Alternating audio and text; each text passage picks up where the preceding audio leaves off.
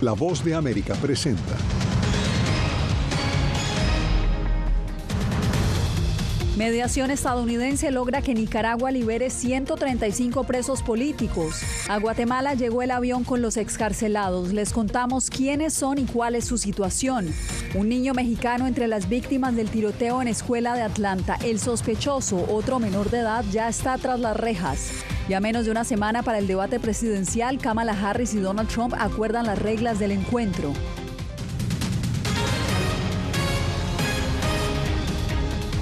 Saludos desde Washington, bienvenidos, soy Yasmín López. La administración Biden confirmó este jueves haber mediado para que Nicaragua liberara a 135 presos políticos. Celia Mendoza en directo desde el Departamento de Estado. Celia, ¿qué información han dado las autoridades sobre cómo se logró la liberación de estas personas?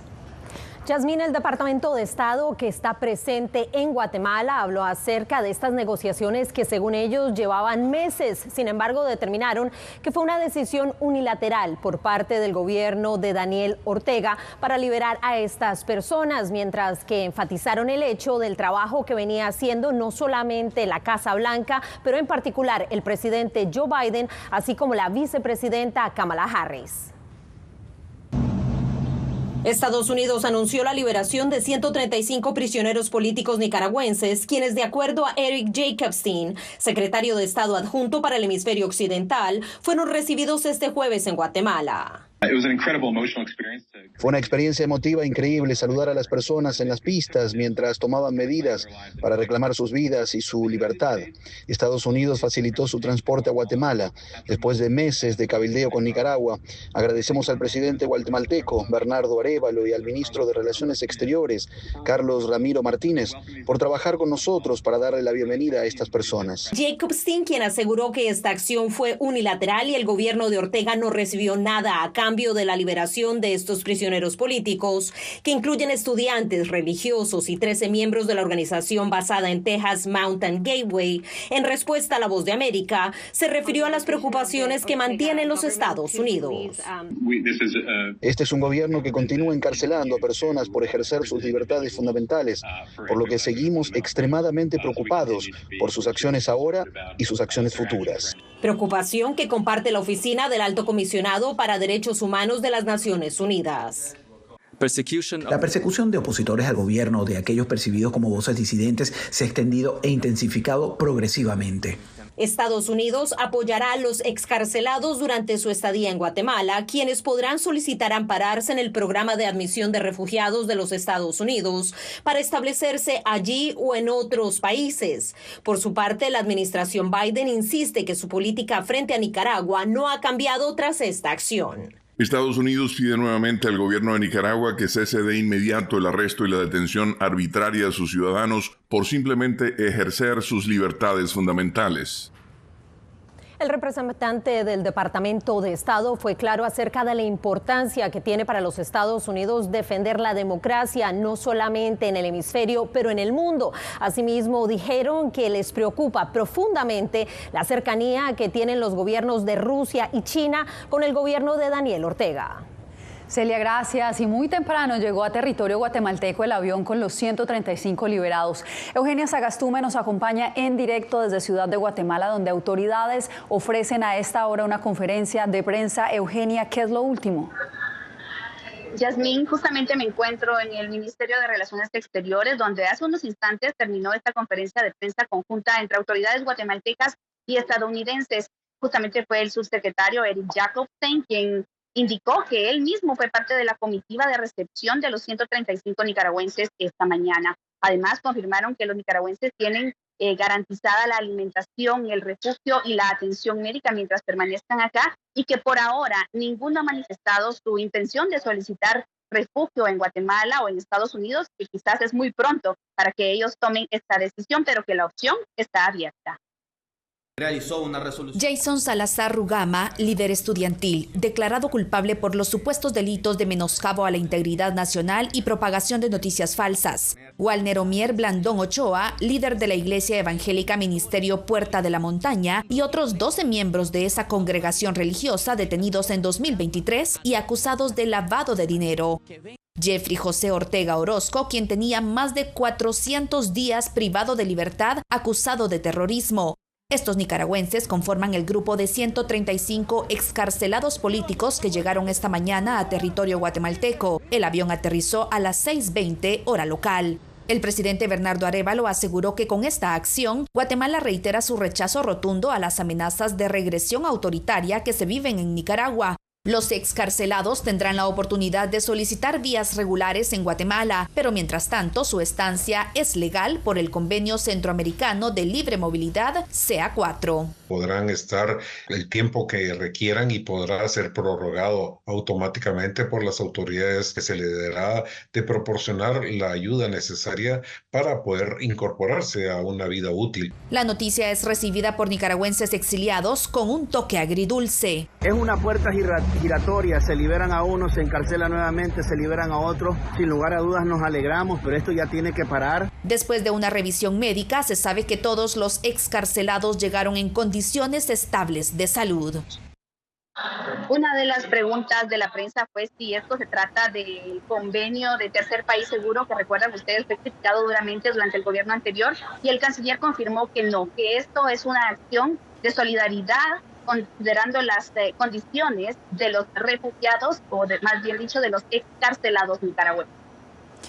Eugenia, gracias por este reporte y nosotros regresamos con información de Estados Unidos porque aquí otra comunidad está de luto por un ataque armado en una escuela. En Winder, Georgia, 4 personas murieron, incluyendo un adolescente mexicano, y 9 más fueron heridas en un ataque perpetrado por un menor de 14 años, quien abrió fuego al interior de una institución educativa con un rifle de asalto. Laura Sepúlveda nos reporta los recientes hallazgos de las autoridades.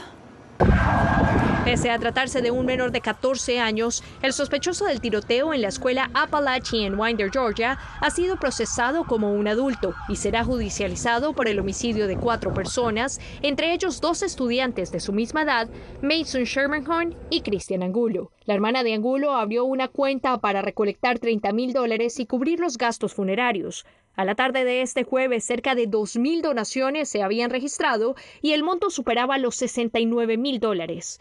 El sospechoso fue transferido este jueves al Centro de Detención Juvenil de Gainesville a la espera de ser presentado ante un juez.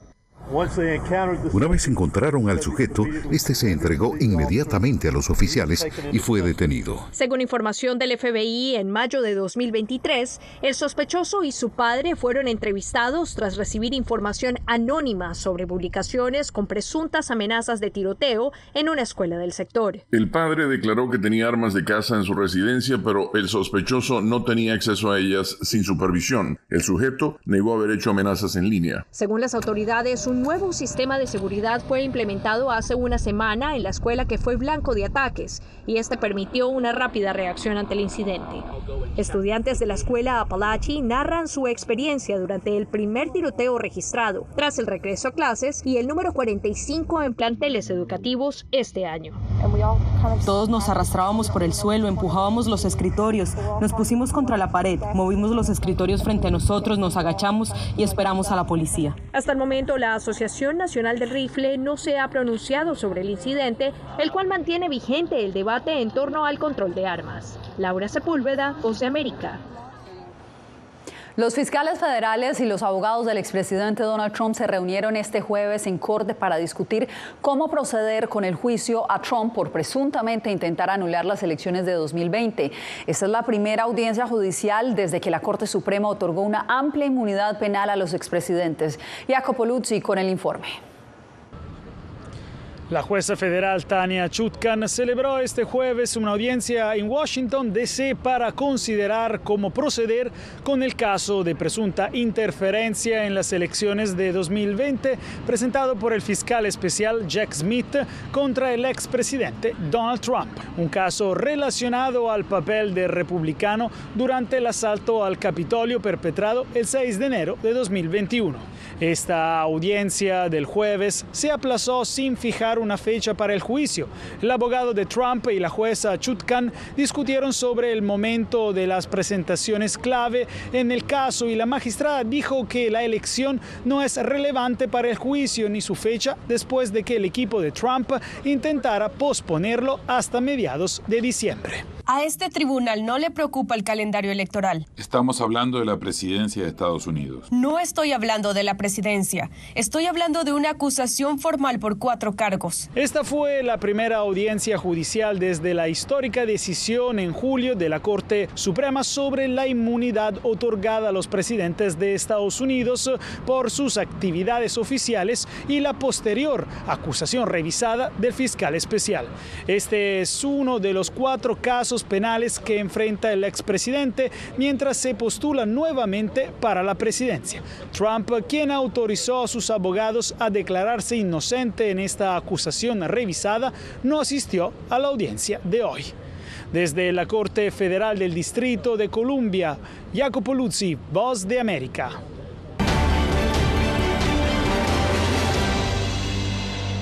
Faltan 61 días para el 5 de noviembre y comienza la cuenta regresiva para las elecciones presidenciales aquí en Estados Unidos. Pero antes, ambos candidatos se enfrentan en su primer debate. Hoy, luego de muchos desacuerdos, ambos acordaron las reglas de este encuentro. José Pernalete tiene el reporte. Los equipos de campañas de Kamala Harris y Donald Trump finalmente acordaron enfrentar a ambos candidatos en el debate presidencial el próximo 10 de septiembre. El encuentro será sin público. Las normas son similares a las del debate entre el presidente Joe Biden y Trump el pasado mes de junio y se concluyó que los micrófonos estarán funcionando solo para el participante que deba hablar. Mientras llega el día de este encuentro que se celebrará en Filadelfia, la campaña sigue enfocándose en la economía. Desde Nueva York, el aspirante republicano dijo que su oponente es responsable del desastre económico en la nación. 1,3 millones de trabajadores se han quedado sin empleo en los últimos 12 meses. No sé si alguien sabe que la familia estadounidense típica ha perdido más de $28,000 debido a la inflación galopante. Mientras tanto, la candidata demócrata se comprometió a estimular a los propietarios de negocios emergentes. A través de redes sociales, compartió su propuesta para reducir trámites burocráticos, mejorar los procesos estatales de licencias en zonificación y modernizar regulaciones. Por eso, parte de mi plan es ampliar la deducción fiscal para empresas emergentes a $50,000. Es básicamente una reducción de impuestos para iniciar una pequeña empresa. Por otra parte, la ex representante republicana Liz Cheney dijo que votará por la demócrata Harris. Afirmó que los electores no pueden darse el lujo de votar por un tercer candidato para detener a Trump. José Pernalete, Voz de América. En más noticias, Rusia se defendió hoy de las acusaciones del Departamento de Justicia de Estados Unidos de usar medios de comunicación controlados para influir en las próximas elecciones presidenciales del 5 de noviembre. Carolina Valladares, ¿qué ha respondido el Kremlin? ¿Qué tal? Yasmin, ha dicho el Kremlin que se trata de una acción de rusofobia y también ha dicho que es parte de un plan a gran escala para purgar cualquier voz disidente dentro del panorama de medios a nivel internacional. Pero la situación en Rusia es la de un país que desde la invasión a gran escala de Ucrania pues ha silenciado a muchos periodistas extranjeros. Por ejemplo, ha designado a periodistas y activistas como agentes extranjeros, ha forzado la salida de medios de comunicación occidentales, sobre todo después del arresto del periodista de Wall Street Journal, Ivan Gershkovich, quien fue recientemente liberado. Tras las acusaciones de Estados Unidos contra Rusia por interferencia electoral, hoy fue el turno del Kremlin, que calificó las recientes sanciones de la administración Biden contra medios estatales rusos y los cargos penales contra sus empleados como un ataque a la identidad rusa. Aquí tenemos la rusofobia, aquí tenemos un ataque a la libertad de expresión, aquí tenemos la discriminación y aquí tenemos los juegos estadounidenses más sucios de su estado profundo para manipular en el marco del ciclo electoral. Por su parte, el presidente Vladimir Putin pareció sugerir en broma en una entrevista que su candidato preferido, al contrario de lo que sugiere el Departamento de Justicia de Estados Unidos en su acusación formal, no sería el nominado republicano Donald Trump. Teníamos al actual presidente, el señor Biden, como nuestro favorito, si puedo llamarlo así. Pero ahora lo sacaron de la carrera. Pero él recomendó que todos sus aliados apoyaran a la señora Harris. Y negó cualquier intento de interferencia electoral. Veremos. Al final es la elección del pueblo estadounidense y respetaremos esa elección. Pero el fiscal general Merrick Garland insistió el miércoles que las acciones tomadas, entre ellas la incautación de dominios públicos, se relacionan con el uso de los medios estatales por parte de Rusia para reclutar a influencers estadounidenses de corte conservador para difundir propaganda y desinformación. El Ministerio de Asuntos Exteriores de Rusia dijo que las medidas de Estados Unidos eran parte de un plan para purgar cualquier voz disidente del panorama mediático mundial y avivar los temores entre los votantes estadounidenses sobre Rusia como un enemigo externo. Carolina Valladares, Voz de América, Washington. Este jueves, el secretario de Estado de Estados Unidos, Antony Blinken, llegó a Haití para reforzar la misión de seguridad de la ONU en el país devastado por la violencia de pandillas. Blinken planeaba reunirse con el primer ministro Gary Connell y los integrantes del Consejo de Transición. Estados Unidos y Canadá han aportado las mayores contribuciones a las fuerzas de seguridad liderada por Kenia. La crisis es grave. Ha dejado más de 578,000 desplazados, casi la mitad de la población, y casi 5 millones enfrentan hambruna aguda. Tras su visita, Blinken se dirigirá a República Dominicana. Cuando volvamos, una nueva medida emprende la Fiscalía de Venezuela contra Edmundo González. Les contamos.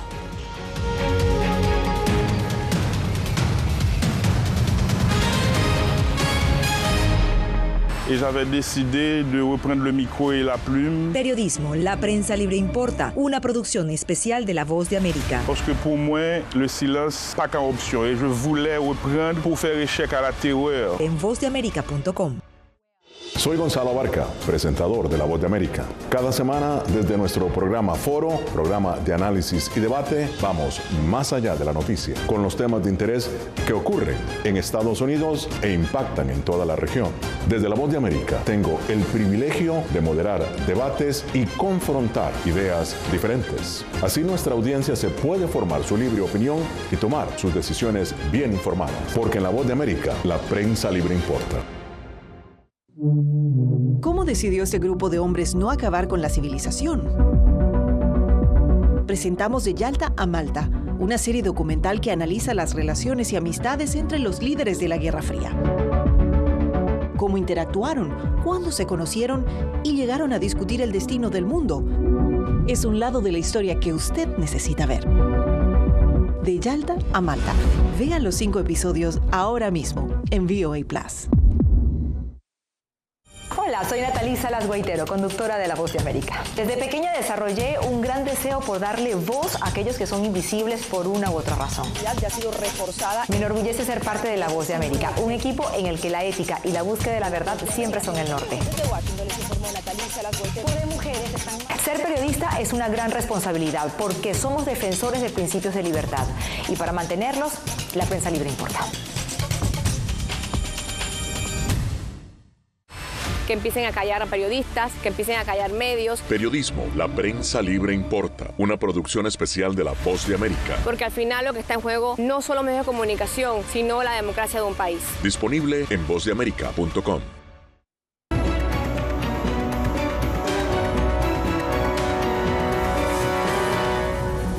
La Fiscalía venezolana acusó al opositor Edmundo González de obstaculizar la justicia. Adriana Núñez Rabascal nos da los pormenores.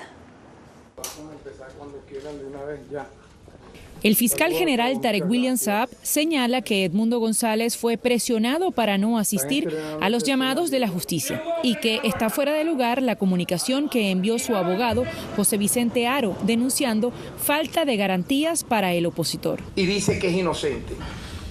Si usted es inocente, ¿por qué no vino a la primera citación, a la segunda citación, a la tercera citación? Entonces luego envía una carta. El funcionario nuevamente responsabiliza tanto a González como a la líder opositora María Corina Machado de los crímenes registrados en medio de las protestas postelectorales. Son los autores intelectuales de la muerte de 27 venezolanos durante los días posteriores al 28 de julio. Luego de esta declaración, Machado envió un mensaje en sus redes sociales en el que acusa al fiscal de ser un brazo de la persecución y el terrorismo de Estado en Venezuela. Además, asume la responsabilidad por la publicación en Internet de las actas electorales que le dan la victoria a González. Más temprano, Machado pidió a Estados Unidos aumentar la presión sobre Maduro y su círculo para que se vean forzados a negociar su salida. Ciertamente creo que Estados Unidos debería hacer mucho más, y yo he sido muy clara con ellos y con otros países. Creo que los autores de violaciones de derechos humanos y crímenes contra la humanidad deberían saber que tendrán que rendir cuentas. El fiscal general informó que el militar estadounidense detenido en Venezuela entró al país de manera ilegal y que también tiene nacionalidad mexicana. Adriana Núñez Rabascal, Voz de América, Caracas. Ante el Consejo de Seguridad de Naciones Unidas fue llevada la nueva crisis política de Venezuela. El representante de Ecuador ante el organismo, José de la Gasca, expuso el caso durante una sesión este jueves, donde argumentó que la escalada de las tensiones representa una amenaza para la estabilidad y seguridad regional. Y creemos que la escalada de tensiones en Venezuela ha hecho necesario que el Consejo de Seguridad conozca sobre la situación de Venezuela a través de los informes que nos presenta la Secretaría General, precisamente en un rol preventivo y de defensa de los principios de la Carta. Esto ha hecho que nos reunamos esta mañana. Las posiciones han sido, en algunos casos, favorables a entender una situación como esta. Entendemos las divisiones naturales del Consejo, pero que todos estamos de acuerdo, la mayoría estamos de acuerdo en que las situaciones que tienen que ver con la paz regional son situaciones que tienen que conocerse. Más de 200 organizaciones en 17 países de América Latina alertaron este jueves que un tercio de los migrantes venezolanos que han huido de su país están en situación precaria. Óscar Zulbarán nos informa desde Ciudad de Panamá. Según el informe de la Plataforma de Coordinación Interagencial para Refugiados y Migrantes de Venezuela, un 56% reside en viviendas precarias, un 23% lo hace en hacinamiento, un 42% no tiene una nutrición adecuada, un 18% está desempleado y un 22% de los niños no están escolarizados. Y todo eso contribuye a los refugiados migrantes para que no pueden estabilizarse. Y sin la posibilidad de integrar, sin la posibilidad de acceder a trabajo, sin la posibilidad de acceder a un estatus regular, bueno, ¿qué deben hacer? Van a buscar otro lugar, y por eso observamos cada año más los movimientos sucesivos, los movimientos de tránsito de un país de acogida a un otro. Con este panorama, según los expertos, los países de la región no estarían preparados para un nuevo desplazamiento forzado de migrantes venezolanos. Evidentemente es un desafío, estamos hablando de que podrían ser 10.4 millones. O sea, no estamos hablando de que sea solamente la agudización como un nuevo pico, estamos hablando de un nuevo récord. Por supuesto, creo que la región no está preparada para afrontar ese reto en este momento. Pero además, porque nos encontramos en una región que todavía no ha superado incluso las consecuencias de la pandemia. El estudio sobre la situación de los migrantes y refugiados será la base de un plan regional de respuesta que será presentado en diciembre de 2024. Óscar Zulbarán, Voz de América, Panamá. El calor extremo rompe récord en Phoenix, Arizona. Tenemos la información en breve. Esta semana en Visión 360. Chicago experimenta un aumento de nuevos indocumentados que cambian el aspecto de las calles y ponen nuevas reglas al comercio informal en la ciudad.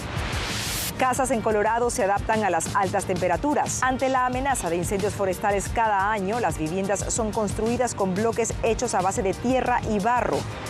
Y un ciudadano alemán que emigró hace años a Venezuela muestra con orgullo el regalo que él le da al medio ambiente. Acompáñenos. Soy Jacopo Luzzi, reportero de La Voz de América aquí en Washington, D.C. Ya sea informando desde el Capitolio, desde la Casa Blanca, cubriendo el impacto del cambio climático, el impactante tema migratorio, o subir en un avión y cruzar medio mundo para estar en el lugar de la noticia con la información precisa y veraz, este es mi compromiso como periodista. Un compromiso de vida profesional que comparto con ustedes, porque en La Voz de América la prensa libre importa. La Voz de América presenta testimonios de tolerancia directamente desde el corazón de una de las regiones más conservadoras de Estados Unidos. Historias de personas determinadas a derribar estereotipos, viviendo de manera auténtica en el hogar de los valientes. Encontraron su libertad. Disponible en todas las plataformas de La Voz de América. Nunca pensé pasar 2 años y 7 meses en la prisión por nada más pensar diferente a las autoridades de Nicaragua. Una vez que bajamos del avión, acá en Estados Unidos, en Washington, nos damos cuenta que estamos libres porque no sabíamos si también veníamos a una cárcel, no sabíamos nada. El cuerpo como que siente el aire puro, la diferencia a estar en una prisión, ¿verdad?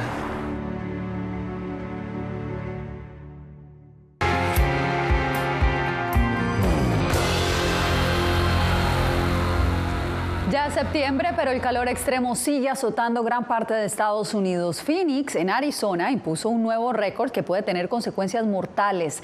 Rubén Pereira tiene la historia.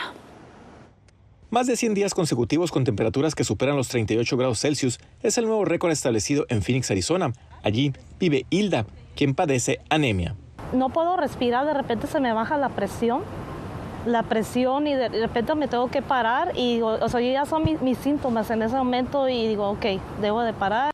Y es el caso de pacientes con enfermedades crónicas, tales como diabetes o dolencias de riñones, hígado o pulmones, y que viven en ciudades con temperaturas extremas. Puede su cuerpo no responder tan rápidamente para mejorar la temperatura. Esto puede hacer que se deshidraten más rápido o que tengan un choque de calor más tempranamente. Y hoy más que nunca las personas en este país están en mayor peligro. Entre 1999 y el 2023, más de 21.500 personas fallecieron por el calor extremo y en los últimos 7 años el incremento de muertes fue de casi 17% por año. Aquí en Arizona, tan solo la oficina del médico forense del condado Maricopa, en lo que va de este año, ha confirmado 177 muertes por el calor extremo y 436 decesos están bajo investigación. Nosotros no nos damos cuenta que algunas veces del efecto del calor y dice, oh, pues vamos a estar afuera, vamos a hacer esto, vamos a hacer lo otro. Y cuando ya uno se empieza a sentir mal, pues puede ser tarde. Por eso las personas con condiciones crónicas como Hilda deben tener un cuidado especial para enfrentar el calor extremo. Me trato de hidratarme, de estar más en la sombra, y usted sabe, pues todo eso es. Rubén Pereira, Voz de América, Phoenix, Arizona. Tenemos más, usted no se mueva, regresamos en instantes. Siento miedo de ejercer periodismo. Periodismo, la prensa libre importa, una coproducción de La Voz de América y Teleamazonas. Siento miedo de decir que soy periodista. Disponible en vozdeamerica.com. Soy Celia Mendoza, corresponsal internacional de La Voz de América. Desde que me uní a este equipo de profesionales hace más de una década, he tenido la oportunidad de descubrir un mundo de noticias que comparto con ustedes. La Voz de América habló con el director. Porque siempre estoy en el lugar de los hechos, entregando información veraz, clara y precisa, manteniendo nuestro compromiso periodístico, porque en La Voz de América, la prensa libre importa. El tema de hoy es los memes y la influencia que tienen en la cultura popular hoy en día. Solo hay 2 cosas infinitas, el universo y los memes, y no estoy tan segura de la primera. Mitzi, si hay una cosa que esta sociedad es buena, es para crear memes inmediatos e infinitos sobre cualquier situación que estamos viviendo. Como yo que te digo que no me gustan los memes, que no soy muy seguidora de memes ni ese tipo de cosas en redes sociales, me sé el del pum pum pum, me la sé. La Voz de América presenta testimonios Testimonios de tolerancia directamente desde el corazón de una de las regiones más conservadoras de Estados Unidos. Historias de personas determinadas a derribar estereotipos, viviendo de manera auténtica en el hogar de los valientes. Encontraron su libertad. Disponible en todas las plataformas de La Voz de América. En Cuba no se matan a los periodistas. Periodismo, la prensa libre importa. Una producción especial de La Voz de América. Su énfasis se pone en la destrucción moral del individuo. Disponible en vozdeamerica.com.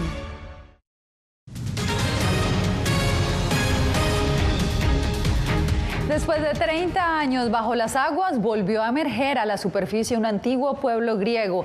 El calor y la sequía prolongada en Calio expuso casas, una escuela y hasta la iglesia reapareció a medida que los niveles del agua caen en picado. Los residentes se preguntan si están viendo el regreso de Calio o si será una advertencia de lo que podría traer el futuro. Mientras tanto, Grecia enfrenta un desafío aún mayor: cómo gestionar el agua en medio de esta crisis climática. Con esto me despido por hoy.